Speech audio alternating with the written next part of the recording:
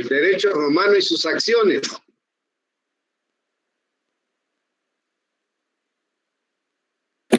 ¿Y su sistema de acciones? Sí.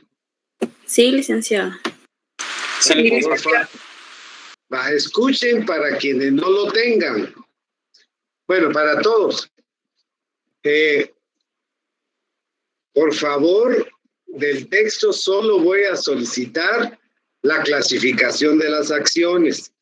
Miren, ¿por qué hago esto? Porque hay tantas acciones en el derecho romano como tantas consideran los romanos de ejercitar ese derecho de las acciones. En consecuencia, hay cientos de estas acciones. Entonces, para tener y no darles todas las que contempla la legislación romana, vamos a considerar para objeto de nuestras clases, lo referente a la clasificación de las acciones. Eso creo que está en la página 105, 107 de este texto que les acabo de mencionar. Entonces, por favor, compártanselo, o en la página 108, gracias Carla, hasta la 120 y algo, ¿verdad? Compártanse esta clasificación de las acciones, ya sea por medio de fotografía o copia, o la mejor manera en que puedan disponer para que no gasten en el texto a aquellos compañeros que no lo han podido hacer por una u otra razón, ¿verdad? Y se entiende que si bien es un texto de consulta básico, yo no lo he pedido para las pruebas, ¿verdad? Yo seguiré haciendo mis pruebas en base a los ejercicios, alguna investigación que posiblemente pueda realizarse para este segundo parcial. Y por lo tanto, mis exámenes van a ser sobre eso, los ejercicios y las presentaciones. Entonces, para que los tengan ya para la sesión de la otra semana, el miércoles, porque posiblemente vamos a hacer una comprobación de lectura. Entonces, posiblemente para ese día o el viernes, según como estemos desarrollando nosotros los puntos correspondientes a lo que son las acciones. Bueno, dicho esto, y creo que ha sido comprendido, vamos a hablar de las acciones. Entonces, esta clase, como les decía, estos puntos considerados para el segundo parcial va a ser de mucha participación de ustedes, de lectura. Yo voy a ir anotando a los compañeros que vayan mencionando en clase, que va a ser por al azar de los que estén presentes. No se les va a pedir algunas cuestiones de memoria, sino ir refrescando conforme lo que tengamos previamente para desarrollar de mejor manera los puntos. En esa consideración, entonces, les pregunto, ¿todos ustedes tienen en Word unos ejemplos que se les mandó, que se les envió por parte de la coordinación? Una hoja en Word, sí. Una hoja que dice acción de apuesta sacramental. Sí, correcto. Bueno, entonces cuando yo lo vaya mencionando el nombre, va a leer el ejemplo. Yo no le voy a pedir más nada. Pero si no está, yo lo voy a anotar.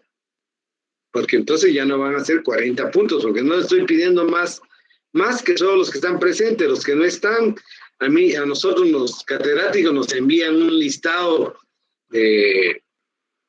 por medio de los técnicos de quienes asistieron o no. Eso es irrelevante para mí. Sí me interesa los que están, pues ir comprendiendo de mejor manera los puntos. Entonces, dicho esto, pasamos a ver las acciones. Entonces, en la lámina esta lámina que aparece, dice que acción es una acción de deshacer, accionar, forzar, desarrollar, presentar, en el derecho romano.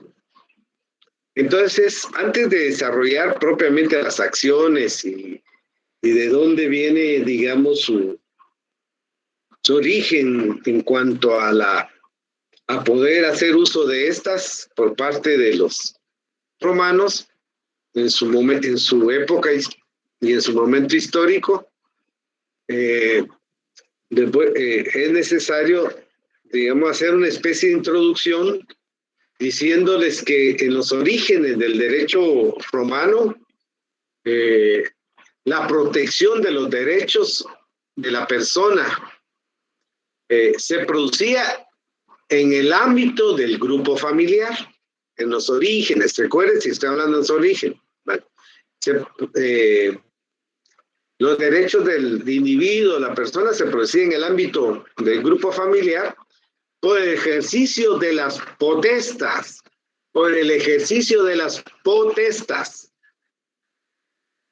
del pater familia.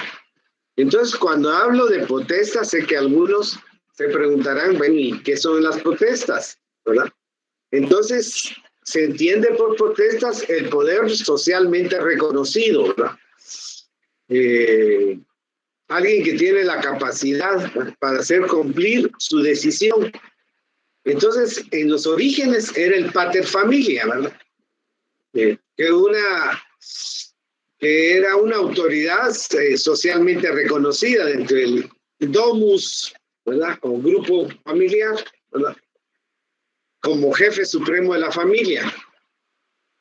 Pero cuando el conflicto acaecía entre personas integrantes de distinta familia, es decir, ante disputas, lesiones, derechos entre individuos de diferentes grupos familiares, entonces lo más recurrente para hacer cumplir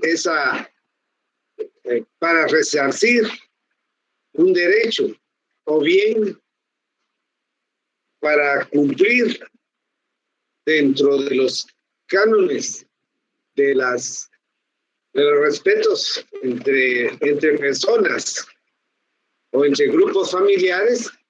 Entonces, para hacerlo cumplir, lo más recurrente era la venganza privada. Era la forma habitual de resolverlos. Obviamente esto arrojó consecuencias nefastas, ¿verdad? En la comunidad romana. Es por eso que era necesario como regular esos conflictos entre familias, ¿verdad? Y eso se manifestó en lo que ustedes ya leyeron, que aparece en la ley de las 12 tablas, que es un instrumento procesal precisamente para que esa problemática que se dan, o esos conflictos que se dan entre esos grupos familiares, pueda llevarse de conformidad con un cuerpo que lo pueda normar, ¿verdad? Y esos son los procedimientos. Pero en primera instancia quedó establecida la acción en la ley de las 12 tablas, como un instrumento entonces inicialmente procesal, para que aquel que considera que ha sido violentado en su derecho o resarcir un derecho que él considera que es suyo, entonces podría accionar, hacer algo, ¿verdad? Forzar algo, plantear algo, ¿ante quién? Entonces, eso se va a desarrollar a partir de un procedimiento. Entonces, las acciones, la siguiente, Aldo, por favor. Las acciones, según, digamos, la anterior, según en las institutas, eso es en locución latina, la actio autem nihil aliud ex quam ius persecuting juditio quad sibi debetur. Se los pongo ahí porque de repente lo pregunto en el examen. Diga en latín la comprensión que tiene el derecho romano sobre las acciones. Entonces aquí la acción es el derecho de perseguir ante un juez lo que se nos debe. Eso lo dice las institutas, que es un texto de uno de los 4 textos del Corpus Juris Civilis. Entonces, digamos, en otras palabras, es una definición de la acción según el derecho humano. Bueno, después podemos hablar de las definiciones. Ahora sí, Aldo, la siguiente. Entonces, aquí hay definiciones. La primera quizá es la más completa de lo que es la acción. Porque no solo es amplia, sino también tiene el fondo del espíritu, de lo que quisieron normar los romanos en relación a la acción, que es un instrumento jurídico procesal, ejercitado por la persona que quiere hacer valer su derecho ante un tribunal legalmente instituido, de manera que en base al tipo de acciones en que se ejercitaren, ¿verdad? Entonces, dependiendo, esto quiere decir que hay tantas acciones, como les hablaba al inicio de la clase de hoy, como tantas podrían considerar los ciudadanos romanos. Algo importante es que el derecho subjetivo va paralelo a la acción. Por eso se dice que no hay acción sin derecho subjetivo. Es decir, la acción puede estar en letra muerta, en un ordenamiento jurídico, pero hay alguien que tiene que hacerla valer, ¿verdad?, ante la autoridad correspondiente, y ese es la persona que se considera que ha sido lastimado en su derecho. De eso nace el estatuto procesal y propiamente el juicio de carácter civil, que el juicio de carácter civil es el que se hace el garante de lo que es denominado los juicios privados en el derecho romano. Y tenemos una definición modernamente de lo que es acción, ¿verdad? Que tiene bastante coincidencia con la definición de la acción en el derecho romano. La siguiente, Aldo.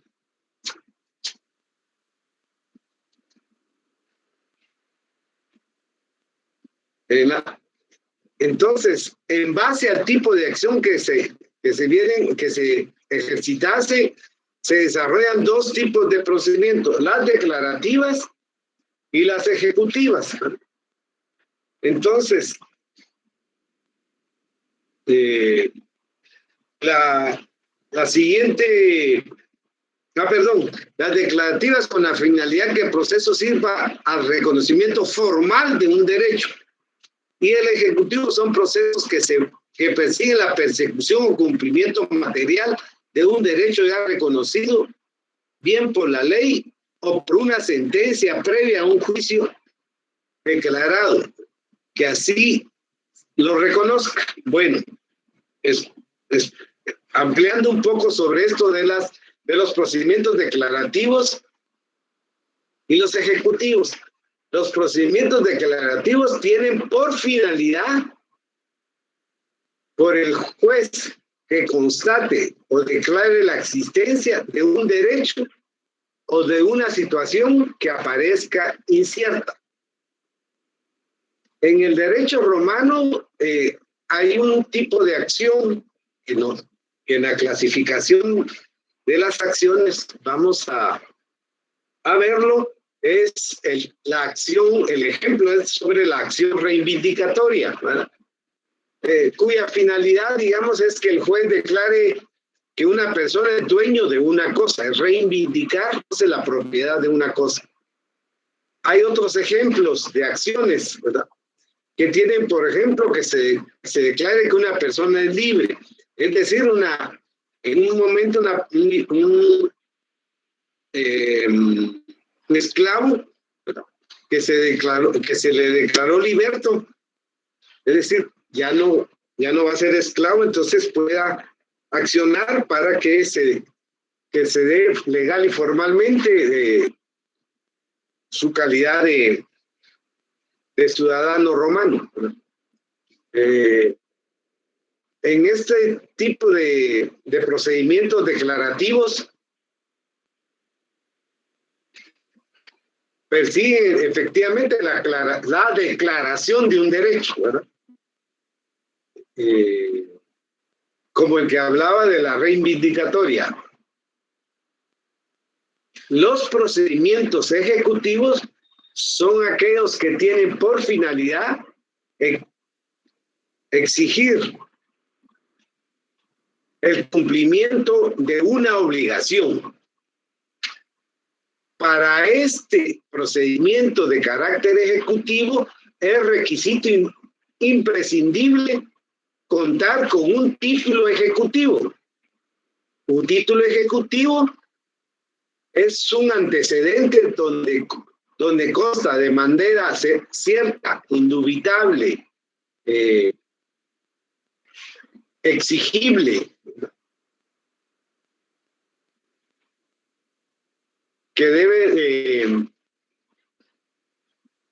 ser cumplido una obligación.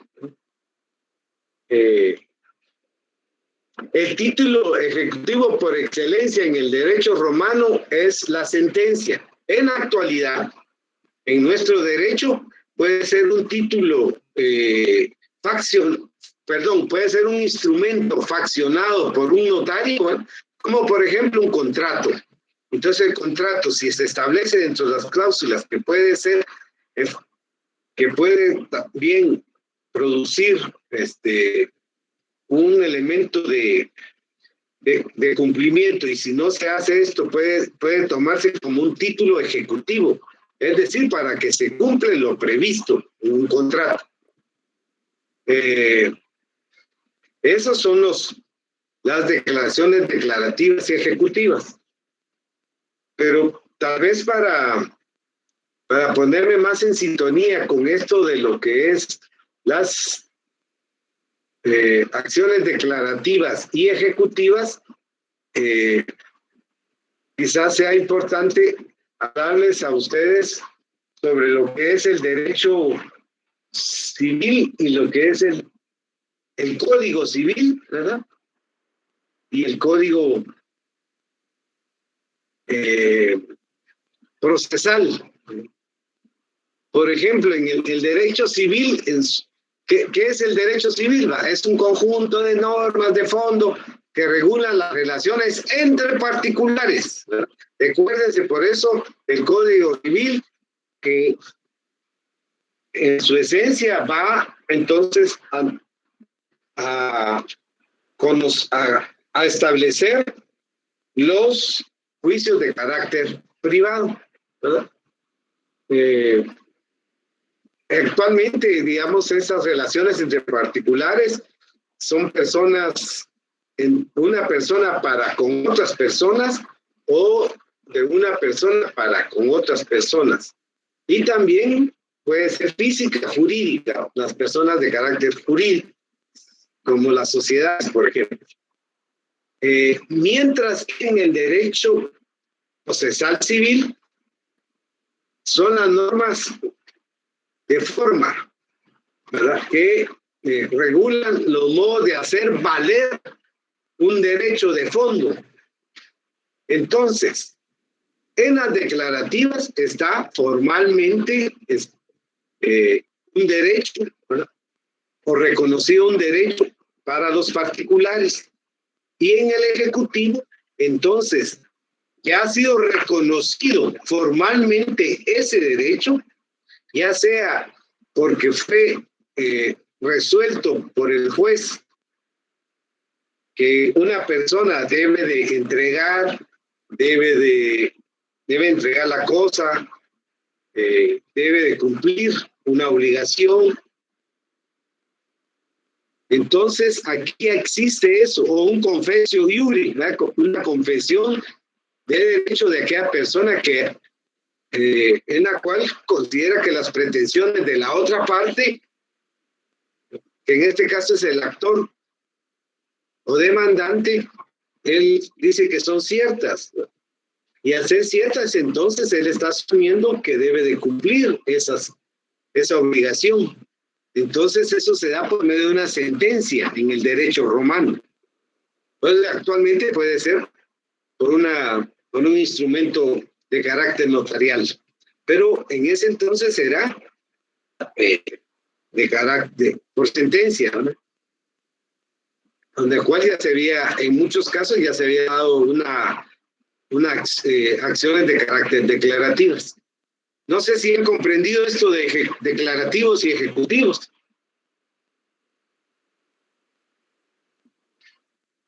Porque ahora viene lo más interesante. Alguien que diga si han comprendido o no. ¿Tienen dudas? ¿Seguimos? Sí, licenciado. Muy bien. Entonces, cuando en las acciones, cuando se establecen ante el magistrado, que principalmente es el magistrado pretor en Roma, se deben de cumplir requisitos muy formales para realizar una acción. Cuando la acción es validada por el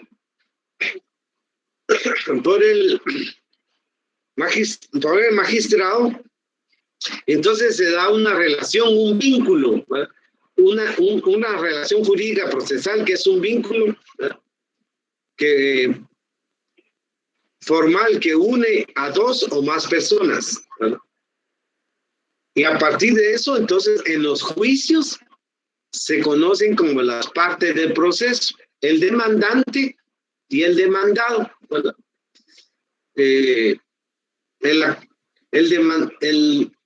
El demandado, por eso también se le llama el actor, ¿verdad? Porque es a partir de que él subjetivamente hace uso utiliza una acción para resarcir un derecho. Y el demandado, rius en el derecho romano es reo, ¿no? Pero técnicamente debería ser como acusado de una causa en tanto y cuanto no ha sido condenado, ¿no? Entonces es quien desconoce ese derecho y no ha cumplido con un deber, ¿no?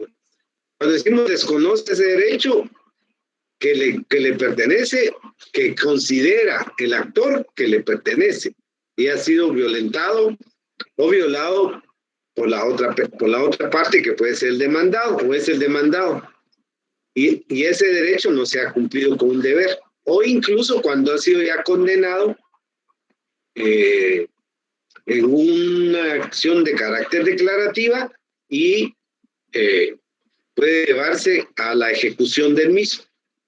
Entonces, ambos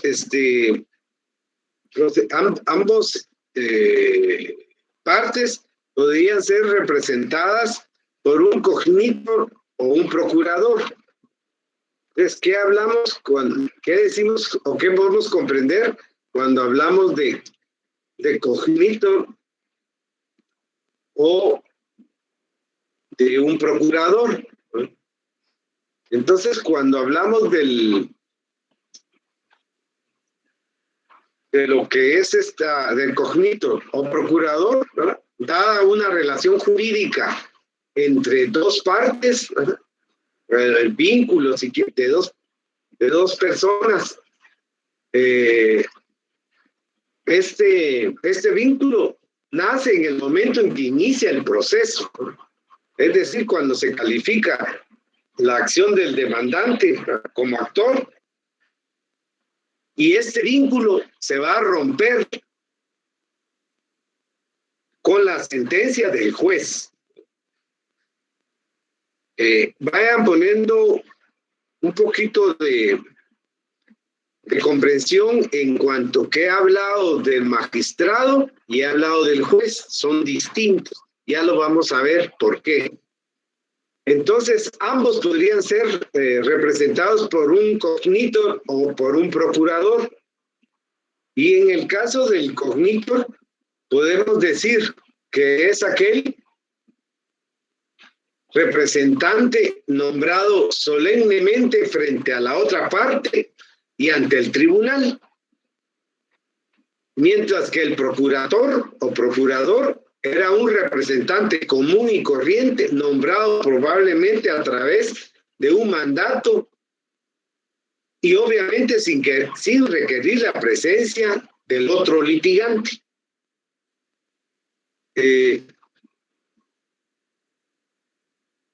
A partir de la siguiente, es importante entrar a ver en una forma muy en estricto senso lo que son los juicios privados y los juicios públicos, más los juicios privados que los públicos, precisamente porque ese va a ser el desarrollo y el quehacer de lo que son las acciones y sus procedimientos.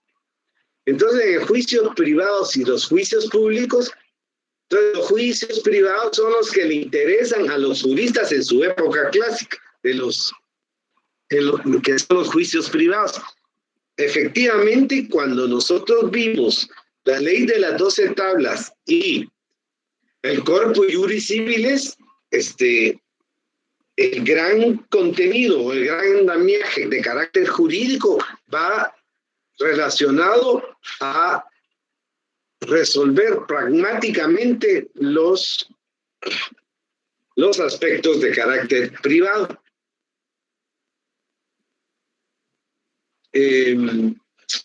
Entonces, estos son de materia privada. Los juicios son de materia privada. Fundamentalmente los relacionados a las relaciones patrimoniales.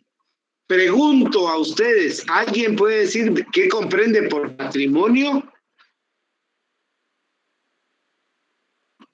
Los bienes. ¿Algún bien que represente dinero? También. Licenciado, ¿no será un bien que tiene alguna persona? Correcto. Van bien. Entonces, cuando hablamos de patrimonio, efectivamente todos los sujetos reales, todos los derechos reales de propiedad que tiene una persona y que obviamente que la consideran propia, ¿no? Y puede hacer uso y disfrute del mismo, ¿verdad? Entre estos podemos decir en aquel entonces un fundio, un terreno, un mueble como una carreta, ¿verdad? En el derecho propiamente romano ahora es mucho más amplio, ¿verdad? Pero no pretendemos hacer una comparación ni una referencia. Cuando lo hacemos es para decirles el sustento que hay en la actualidad de lo que nos ha dejado el derecho romano. Pues bien, entonces, si comprendemos eso como patrimonio, ¿verdad? Eso se da solamente entre personas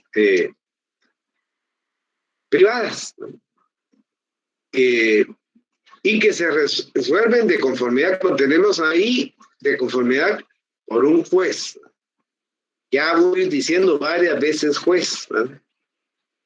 Que es también una persona privada y no un funcionario público. Bueno, en este juicio se inicia el pretor. Fíjense, el pretor es un Una pregunta. Ajá. Bueno, dime. ¿Por qué el juez es lo que dijo que es privada, no pública? Ahorita te lo explico. Por eso solo déjame ver esto último del pretor. Ok, gracias. ¿Qué es el pretor? Sí es un funcionario público y fundamentalmente el pretor es un magistrado, ¿verdad? Como lo vimos. Entonces, es el que va a encauzar el litigio, ¿verdad?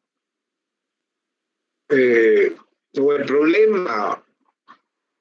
Él puede admitir o rechazar la acción.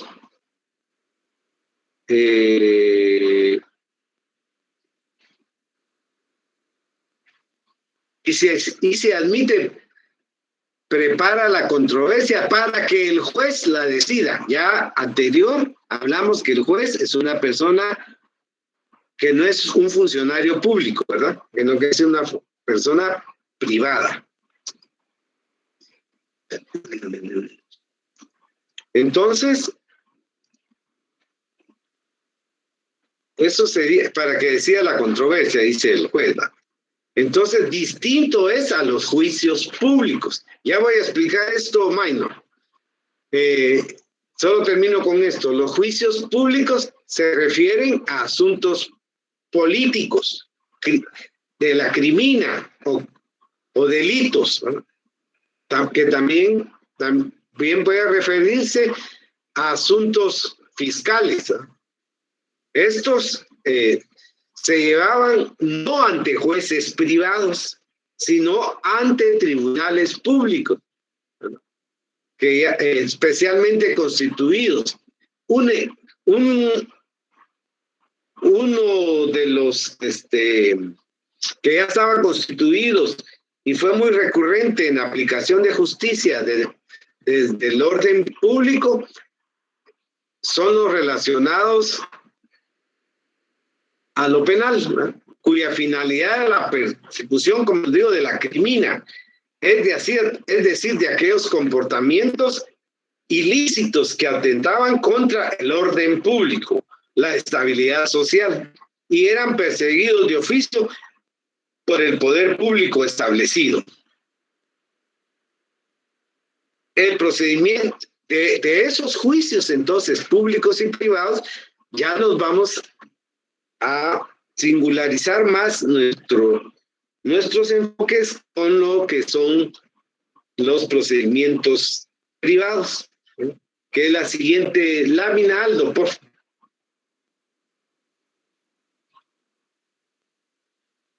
Entonces, aquí en el ámbito de los juicios privados,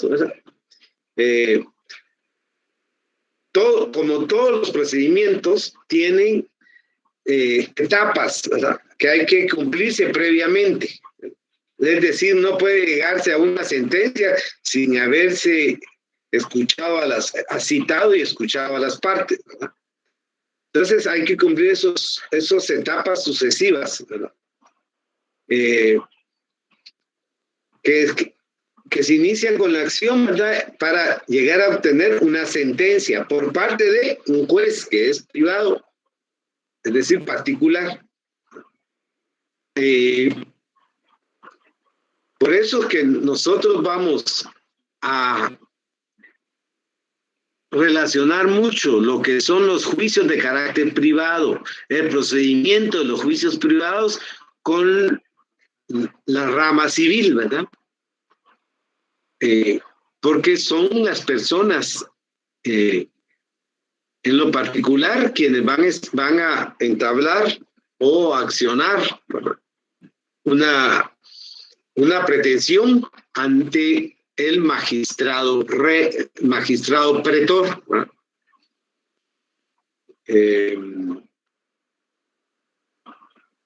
Aquí teníamos lo de contrato. La siguiente, que ya lo habíamos hablado, la siguiente, Aldo. Entonces, de los procedimientos civiles romanos, hay 3. Las legis actio o acciones de ley, que va de los inicios de la monarquía hasta la mitad del siglo II antes de Cristo, igual en el mismo periodo para el procedimiento per fórmula. Y el tercero, el procedimiento extra ordinem cognitio o extra ordinem o procedimiento extraordinario, que surge en el siglo III después de Cristo. Entonces, estos son los 3 procedimientos en el derecho romano, ¿verdad? para que se inicie un juicio y se dé todo este proceso, es necesario que entonces, para, digamos, una mayor comprensión y complementariedad de lo que estoy hablando, es que para que se inicie un juicio es necesario que la persona interesada tome la iniciativa y acuda ante el magistrado para pedir que se haga un juicio con el fin de resolver una determinada controversia. Esta actividad de solicitar la instalación de un juicio se designa con la expresión, anótenlo, porque va a venir en el examen, ¿verdad? Esa actividad de solicitar la instalación de un juicio se designa con la expresión postulare actionem, que es pedir acción, ¿verdad? Y también anoten lo siguiente: el magistrado tiene la facultad de dar o negar la acción. Anoten entonces, dare o negare actionem, ¿verdad? Entonces, si la acción, si se da la acción, tendrá lugar a juicio, que resuelve en definitiva la controversia por un juez, que no va a ser magistrado. Quien toma la iniciativa, que como sabemos es el actor, ¿verdad? O demandante, y a quien se pida la acción es el demandado. Bueno, dicho esto, entonces,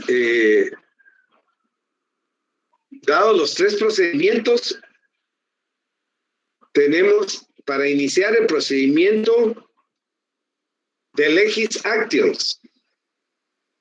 Entonces, si puedes poner la siguiente, entonces el procedimiento de las acciones de ley o legis actionis, quiero hacer una aclaración. En algunos textos, actores de estos, muy reconocidos académicamente, algunos señalan este procedimiento o lo nombran como legis actiones y otros como legis actionis, con IS al final, ¿verdad? Algunos. Entonces, lo vamos a ver en con algunas de estas proposiciones de autores, que sea como legis actionis o legis acciones.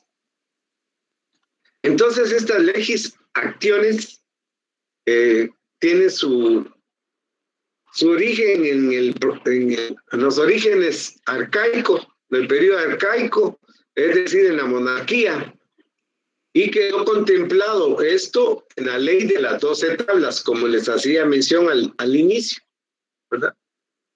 Y estuvo vigente durante el periodo republicano.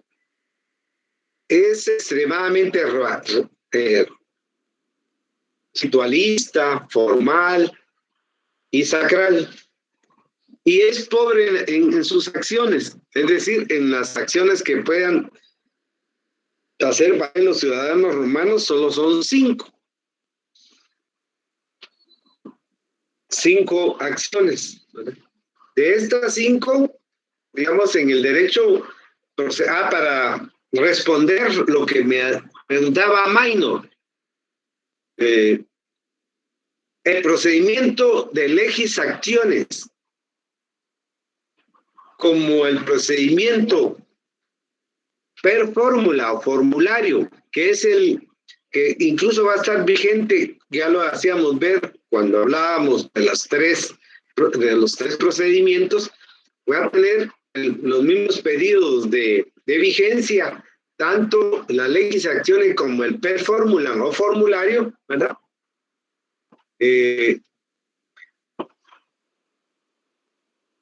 Ambos procedimientos, y esto lo voy a estar diciendo lo siguiente recurrentemente, ambos procedimientos constituyen el ordo judicium privaturum.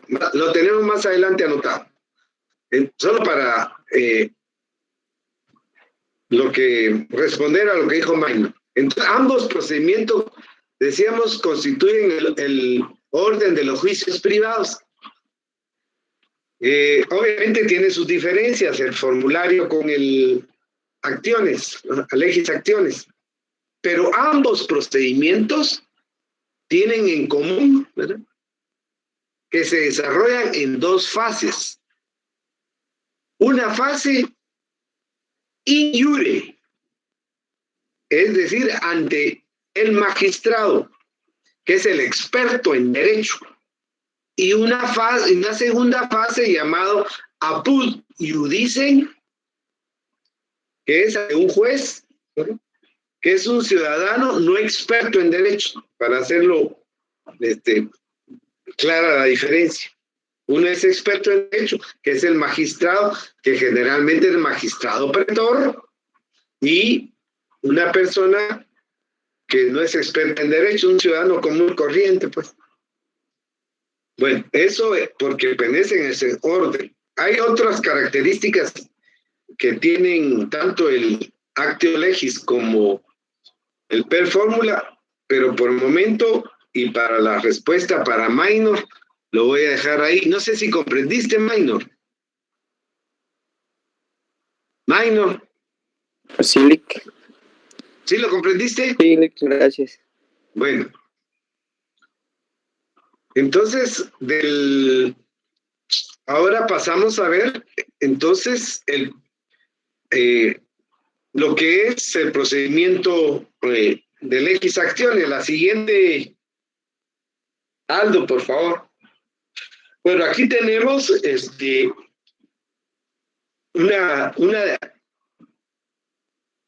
una concepción, una característica, podría decir, de las acciones de las legis acciones, ¿verdad? Que las acciones de ley eran declarativas, solemnes, eran muy rituales. Es decir, cuando hablamos de esto, eran muy rigurosas para poder entablarlo, eran muy rigurosas. Y si fallaba uno de los requisitos para ser recogida, aceptada y validada por el pretor, ya no nacía la vida jurídica procesal, la acción. Entonces, por eso tenemos dentro de sus características rigurosamente formal y solemne, otra que era ejercido solo por ciudadanos romanos, por eso también llamaba un procedimiento muy nacionalista para los romanos, y que las sentencias son inapelables. O sea, lo que llegue a determinar y a resolver el juez, el ciudadano no experto en derecho, ¿verdad?, era inapelable y había que cumplirse. En otras palabras, tendría que quedar, para ver si me ayuda a comprender esto, como cosa ya juzgada, ya no tenía otra instancia, otro tribunal de alzada para que conociera una inconformidad por parte de la persona que había sido afectada en la resolución, ¿verdad?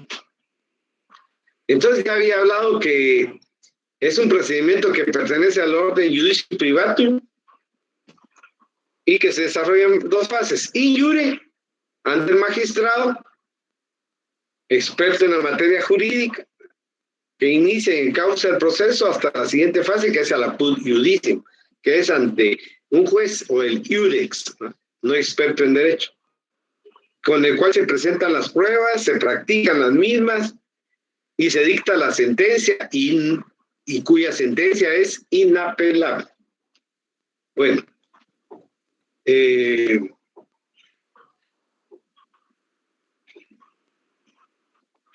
ahora la siguiente, por favor. ¿Cuántas clases, la pregunta del examen, cuántas clases de acción contempla el procedimiento legis acciones? Solo estoy hablando del número. ¿Cuántas? Pregunto. 3, ¿no? 5. 5. 5. 5. Muy bien. Esa puede ser pregunta de examen. Entonces, de esas 5, era tan pobre en sus acciones que son solo 5. Y para los que tienen el texto que de derecho romano que les hacía mención, para efecto de compartirse la clasificación, lo que son las clasificaciones de las acciones, solo ahí van a haber más de 25 acciones, ¿verdad? Y son más de 25 acciones las que se dieron en la práctica procesal romana. Eran más de 128. Pero bueno, esta es tan pobre el procedimiento legis acciones en sus acciones que son solo 5. 3 declarativas y 2 ejecutivas. Entonces, las declarativas son la acción de apuesta sacramental, acción de ley por petición de un juez o árbitro y la acción de ley por condición.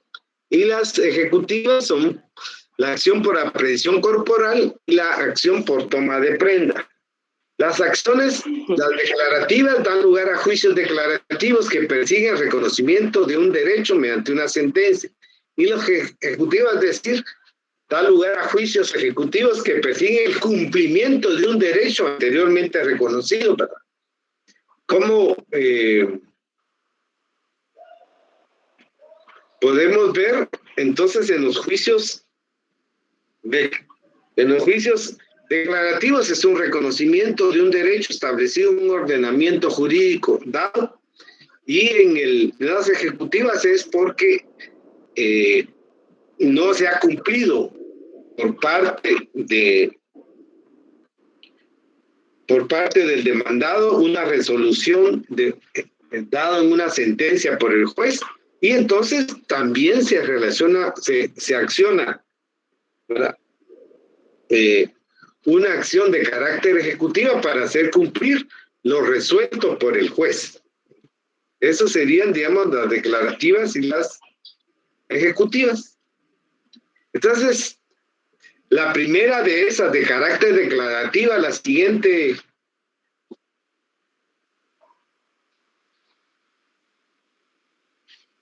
Aldo. Es la legis actius sacramentum. Entonces, a ver, ¿quién de vosotros?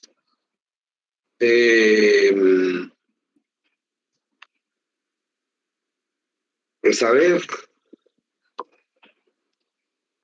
Alan Javier Ramírez.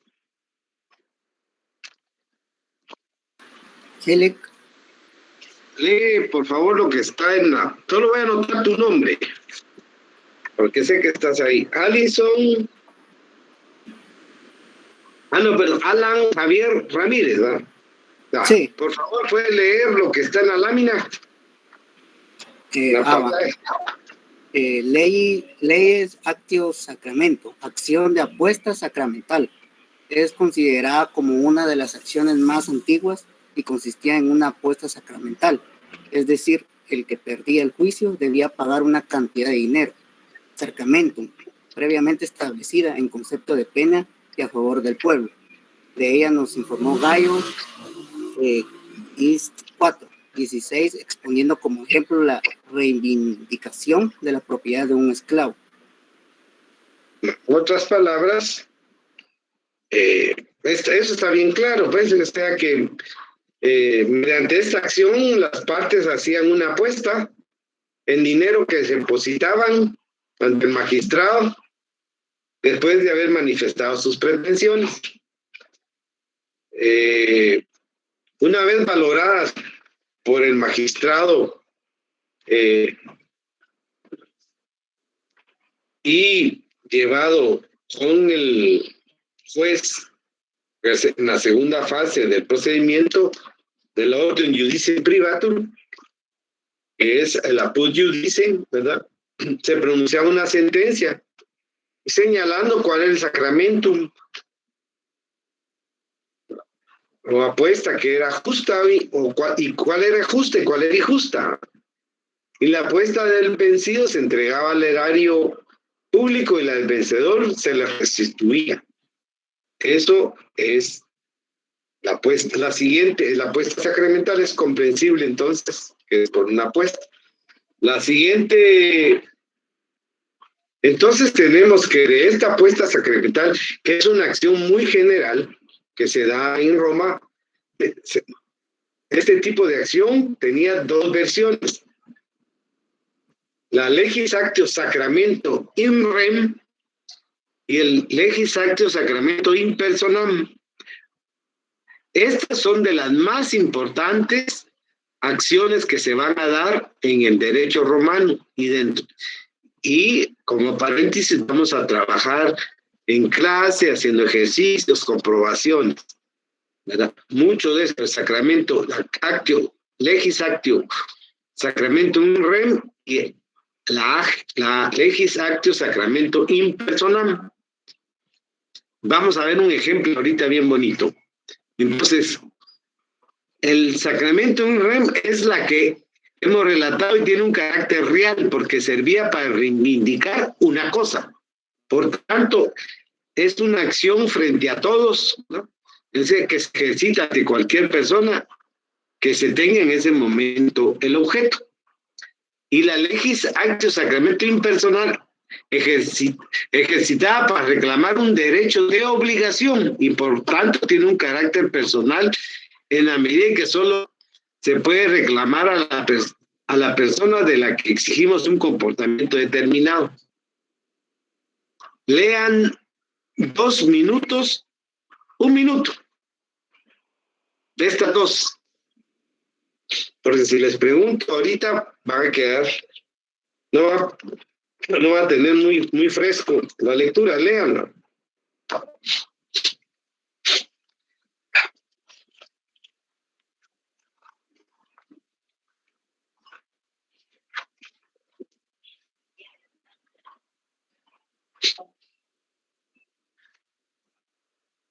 Bien, ya lo leyeron, entonces, alguno de ustedes que me lea el primer ejemplo que tenemos de la apuesta sacramental o la legis actio sacramento. ¿Quién lo puede leer? Yo, licenciada. Yo, licenciada. Va, una lee y otra contesta lo que les voy a preguntar. Lea, por favor, entonces, ¿quién está ahí? ¿Susana? No. Primero fue Amanda, si quiere que se vaya primero y de ahí voy yo. ¿Cómo dijo Susana? Disculpe. Es que la que levantó primero la mano fue Amanda. Te digo, si quiere primero que ella lea y de ahí voy yo. Va, Amanda, Ajá. pues está bien. Está bien. Demandante, afirmo que este esclavo me pertenece en propiedad civil por causa legítima. Como lo digo, ante ti lo someto a mi vara. Y al decir esto, ponía la vara encima del esclavo. Demandado, decía y hacía otro tanto. Una vez que las dos partes habían reclamado con esta solemnidad, el pretor decía, dejad uno y el otro el esclavo, y ellos lo dejaban. Demandante, le preguntaba a su adversario, te pido que digas por qué causa legítima has reclamado. Demandado, como propietario que soy, he impuesto mi vara. Tú has reclamado sin derecho y por ello te reto a una apuesta sacramental por valor a 500 haces. Y yo a ti. De esta manera quedaba interpuesta la acción con su respectiva apuesta sacramental. Gracias a ambas compañeras. Bien, entonces este es un ejemplo. En primera instancia, lo que quiero resaltar de esta apuesta sacramental es la formalidad Es toda la formalidad que debería de llevar este procedimiento de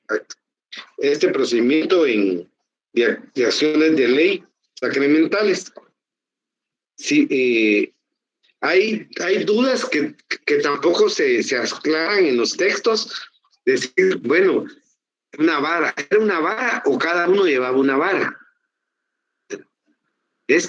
Puede ser tan ritual, ¿verdad? Tan formal, que si no digamos, si cada uno tenía que llevar su vara y uno de ellos no le llevaba, la acción ya no podría quizás hacer uso el pretor del dare, ¿no? O dar acción.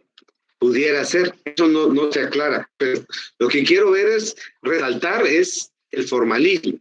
Ahora yo les pregunto, en base a lo que hemos visto en las acciones, procedimiento de actio legis y de esta primera que es la sacramental, de acuerdo a lo que está en pantalla, que es este tipo de acción tenía dos versiones. Yo les pregunto, ¿es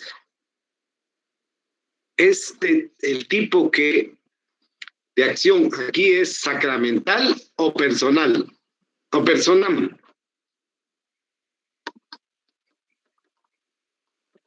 Sacramental, ¿no? Es sacramental. No, sí, por eso, correcto, es sacramental. Por eso es el ejemplo sacramental. Vamos, leímos lo que era.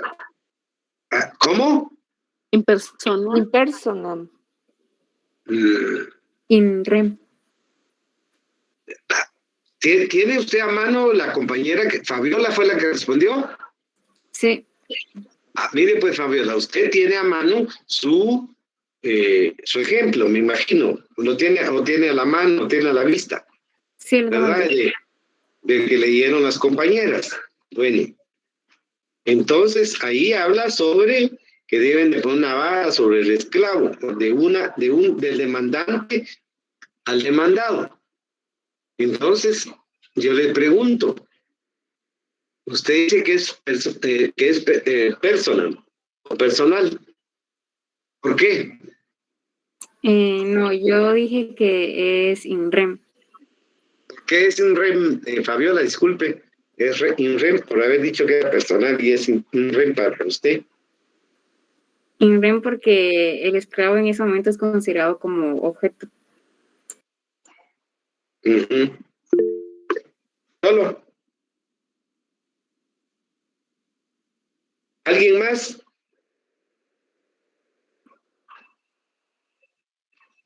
Porque es propiedad del demandante. Por eso, entonces, ¿qué tipo de acción es para ti, Román? Sacramento. Sí, sacramento, pero ¿cuál de los dos tipos? En persona. De las dos versiones. Está reclamando un derecho de obligación. Por eso, ¿cuál de los dos? Ese sacramental es correcto, pero te falta el adjetivo, pues, si es in rem o personal. Personal. ¿Por qué es personal entonces? Buenas tardes, licenciado. Román, que termine Román. Por favor. Él decía que reclamaba un derecho de obligación, el demandado. Entonces, como creo que juegan ambas partes, in rem y en personal, pero que a final de cuentas yo interpreto que termina en in personam, que lo deja como que titubeando, demandante. Gracias, Román. La compañera. Buenas tardes, licenciado. Buenas tardes, Astrid. Sí, considero que es impersonal porque lo que está en el ejemplo, en el documento de Word, está reclamando que un derecho y le están retando una apuesta por el valor de cierta cantidad. Entonces, pues considero que es impersonal. Muy bien. ¿Alguien más?